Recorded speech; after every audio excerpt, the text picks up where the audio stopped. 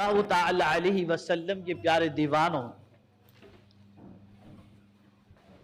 اللہ کے کچھ فرشتے ہیں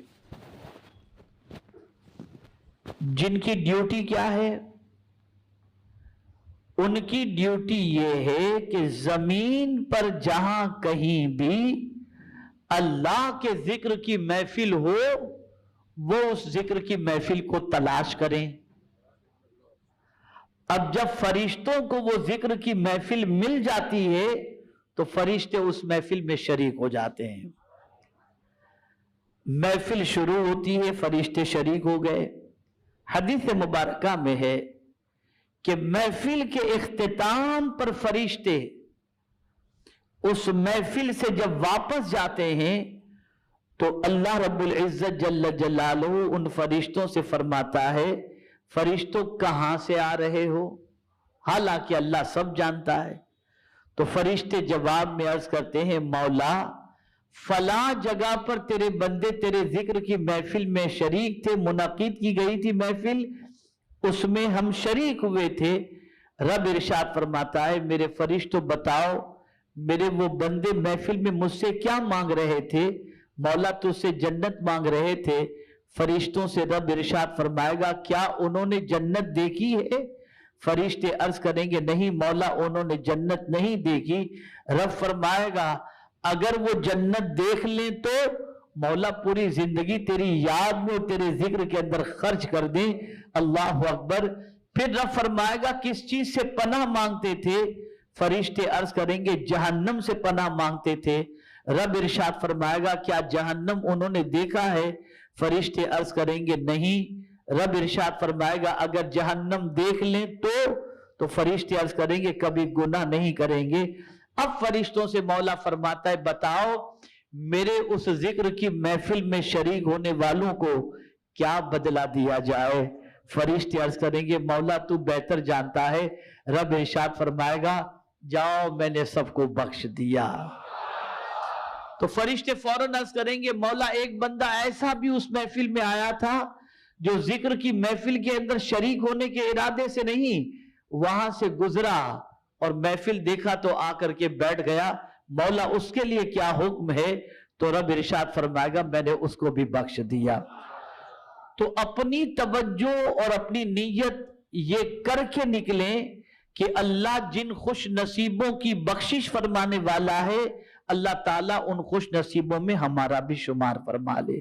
میرے پیارے آقا صلی اللہ تعالی علیہ وسلم کے پیارے دیوانوں، تیسرا فائدہ وہ جس آیت کی میں نے تلاوت کا شرف حاصل کیا، وہ آیت کریمہ اسی فائدے کی طرف رہنمائی کر رہی ہے۔ آدمی اکیلے میں بھی توبہ کرے، انفرادی طور پر بھی توبہ کرے، اس کی توبہ سنی بھی جاتی ہے اور اللہ کریم کرم فرما کر قبول بھی فرماتا ہے۔ لیکن رب نے ارشاد فرمایا، قربان جائیے اس کے ارشاد پر، فرماتا ہے وَتُوبُوا إِلَى اللَّهِ جَمِيعًا أَيُّهَا الْمُؤْمِنُونَ، اے ایمان والو تم سب مل کر اللہ سے توبہ کرو، اللہ کی بارگاہ میں توبہ کرو۔ الون کی بات نہیں کی گئی، مومنوں سب مل کر اللہ کی بارگاہ میں توبہ کرو۔ مولا سب مل کر کے توبہ کریں گے تو کیا ہوگا؟ تو اللہ فرماتے لعلکم تفلحون، تاکہ تمہیں کامیابی سے ہمکنار کیا جائے۔ تو آپ دیکھتے ہیں کہ وادی نور کے اندر توبہ میں اگر لاکھوں میں کہوں، ہزاروں میں کہوں، سینکڑوں میں کہوں تو ہو سکتا ہے لاکھوں میں کہوں تو کوئی کہے مبالغہ کر رہا ہے، ہزاروں میں کہوں تو کوئی کہے گا کہ کم بول رہے ہیں، سینکڑوں میں کہوں تو لوگ کہیں گے حضرت یہ تو بالکل نہیں تھا بلکہ ہزار لاکھوں کی تعداد میں تھے۔ مجھے نہیں معلوم کتنے آتے ہیں، میں تو صرف اتنا جانتا ہوں اللہ کے بندے آتے ہیں، یہاں تک آتے ہیں، اتنی تعداد میں آتے ہیں کہ وادی نور آزاد میدان یہ کہتا ہوا نظر آتا ہے، اب بس کرو مجھ میں گنجائش نہیں ہے، تنگ ہوتا ہوا نظر آتا ہے۔ لیکن وہاں آ کر आपने देखा होगा कि जो कभी नहीं रोए वो भी वहां पर अपने गुनाहों को याद करके रोते हैं, तौबा करते हैं, इस्तिगफार करते हैं। तो मेरे प्यारे आका सल्लल्लाहु अलैहि वसल्लम के प्यारे दीवानों, इज्तिमाई तौबा का मौका वादी नूर में आपको नसीब होता है कि लाखों की तादाद में कहिए या हजारों की तादाद में कहिए, गुलामान रसूल वहां पर हाजिर होते। कुरान ने कहा अय्युहल मुमिनून, यानी गुलामान रसूल। अब वहां सब तौबा करते हैं, किसी एक की आमीन के सदके में अल्लाह सबका बेड़ा पार फरमा देगा। मेरे प्यारे आका सल्लल्लाहु ताला अलैहि वसल्लम के प्यारे दीवानों, 40 मुसलमानों में एक अल्लाह का नेक बंदा होता है। मुमकिन है इतने लोगों की तादाद में कोई तो बंदा ऐसा होगा जिसके सदके में अल्लाह करम की नजर फरमा देगा। तो आप इस चीज को जहन में रखें कि वहां पहुंचना है, लोगों को लाना है, घरों से निकलना है, अल्लाह के जिक्र की महफिल में शरीक होना है, अल्लाह के रसूल सल्लल्लाहु अलैहि वसल्लम की बारगाह बेकसपना में तोहफे दुरूद व सलाम भी पेश करना है, और साथ ही साथ अल्लाह का जिक्र भी करना है और इल्म भी हासिल करना है। मेरे प्यारे आका सल्लल्लाहु ताला अलैहि वसल्लम के प्यारे दीवानों, अल्लाह के जिक्र का क्या कहना कि सैयदना सिद्दीक अकबर रदी अल्लाहु मौला तबारक व तआला अन और मुख्तलिफ मशाइख का ये कौल मिलता है जो कहते हैं हमें पता चल जाता है कि हमारा रब हमें कब याद करता है। उनसे कहा गया आपको कैसे पता चलता है? इरशाद फरमाते हैं जब हम रब का जिक्र करते हैं तो रब भी हमारी याद फरमाता है, हमारा तस्करा फरमाता है। इसलिए कि उसका फरमान है फज़कुरूनी अज़कुरकुम, तुम मुझे याद करो मैं तुम्हारा चर्चा करूंगा। ऐ रसूल आज़म सल्लल्लाहु ताला अलैहि वसल्लम के दीवानों, ये न समझना कि वादी नूर में आप ही पहुंचते हैं या वादी नूर में हम ही लोग पहुंचते हैं।